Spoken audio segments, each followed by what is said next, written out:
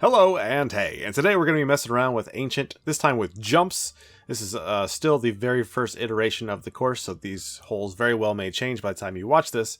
However, we are able to get an insane amount of hole-in-ones for basically just coming out. So the first one is the classic strat, just 2.5, basically straight at the flag. Not a big deal. Hole number 2, we go to this little point on the black part, and then 2 and about 2/3 of the power.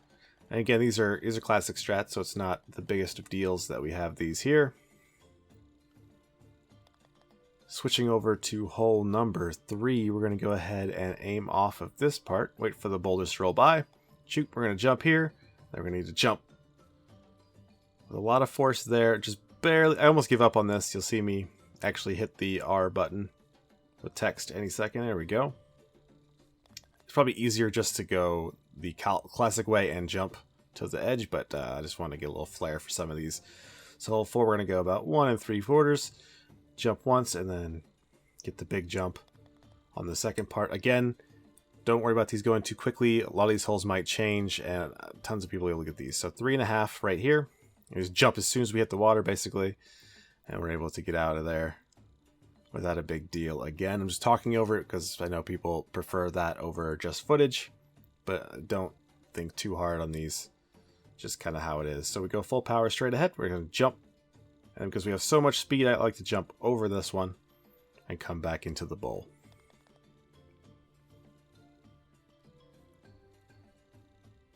Hole 7, for some reason I go like 1 billion power here. Obviously go less, probably about the R, the middle of the R. But I have to come back off the back wall, and in a small bowl you really don't want to be jumping around, so just don't do what I did there, but a hole-in-one is possible nevertheless. Hole 8, you want to wait basically as long as you can to jump, and then jump as soon as you land in there, and then you want to jump off the hill. If you have too much speed, go ahead and jump over the hole and ride the back wall back in.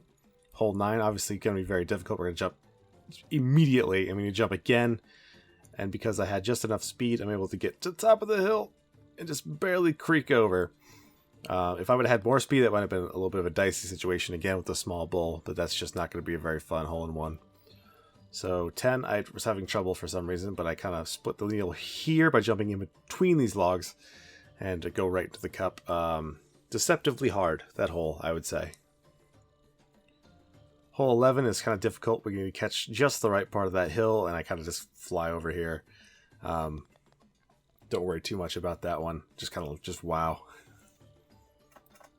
Hole 10 is the hole that I have not found the hole-in-one yet. I don't know if it'll be there. You have to go quite a ways, and that last hill is going to be a real big issue for trying to maintain speed. So I'm not entirely sure if it's possible as of right now, but that's the only one that I don't know how to do. That's the 1 and not the 17. So this hole, basically anything to get into the chute, it doesn't really matter all that much. As long as you end up going past it, go ahead and jump when you hit the ground, and you kind of roll back into the bowl. Very straightforward. Hole 14, I decided to do a little bit different than the classic strat and just kind of jump over everything off of the back wall. It's not needed. You can just do the classic strat. It's definitely preferred here. Hole 15, we're going to go ahead and just kind of go this way. Jump immediately and then jump once more. Let's slam back around in here. Again, I don't think that one's going to be too crazy for anybody to get done. Just kind of finding where your spot should be. Hole 16, we aim at the left side of this plank, and we wait for that to go up. And we got to jump. And you got to get like perfect timing jumps for the right heights here. It's a little bit harder than it looks, I would say, but you get the hang of it.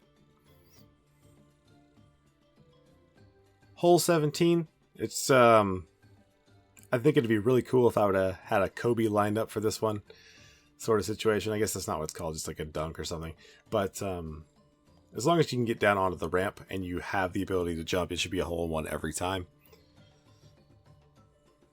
As we wait this long, snaked out way.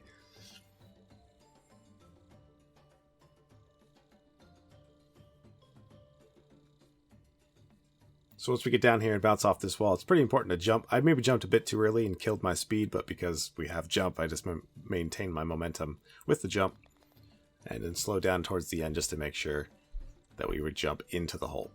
In hole 18, I was messing around, getting really close to getting a hole-in-one the proper way, but then I saw hole 10 back here and decided to just jump in that instead. So that one might need to be changed probably first. I feel like they'll change the out-of-bounds trigger to be like directly behind you after seeing something like this. But for right now, that's 17 hole-in-ones, and we'll see how it goes when they change the course in the future. Thanks for watching. Thanks for listening. Be safe.